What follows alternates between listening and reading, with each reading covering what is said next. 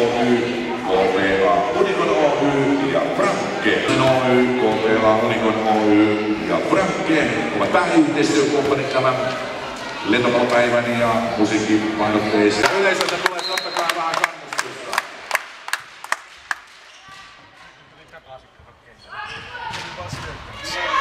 Kato, tämä on se meidän taktiikka. Jos minä joutuisi olemaan tässä, niin minäkin olisin tuolla.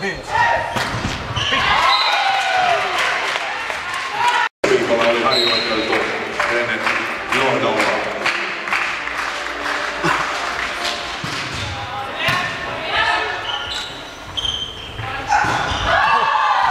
Ja näin tilanne on tasan 16.